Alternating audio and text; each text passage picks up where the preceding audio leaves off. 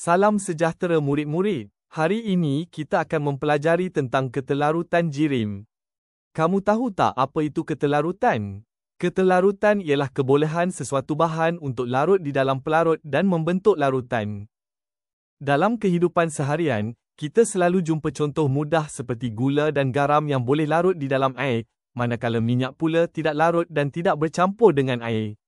Kita juga jumpa campuran seperti dalam minyak wangi yang mengandungi air, minyak dan alkohol. Ada bahan yang bercampur dengan baik dan ada juga yang tidak bercampur. Mari kita lihat soalan berikutnya. Sekarang, cuba kamu lihat soalan ini.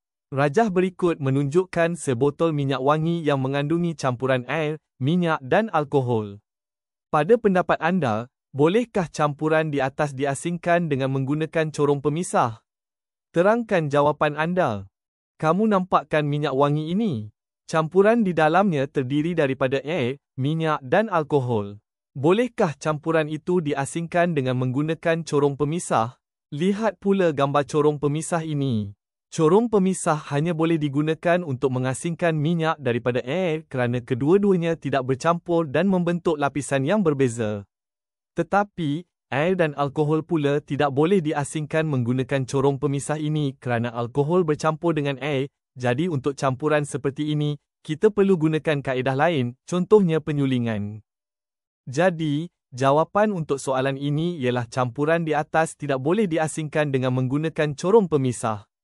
Minyak dan air boleh diasingkan dengan menggunakan corong pemisah tetapi alkohol dan air tidak boleh diasingkan dengan menggunakan corong pemisah kerana alkohol larut di dalam air. Sekarang kamu sudah tahu bahawa campuran dalam minyak wangi tidak boleh diasingkan sepenuhnya dengan corong pemisah. Corong pemisah hanya sesuai untuk mengasingkan cecair yang tidak bercampur seperti minyak dan air.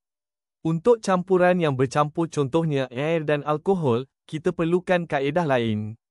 Okey murid-murid, itu sahaja untuk topik ini. Semoga kita berjumpa lagi dalam pelajaran seterusnya.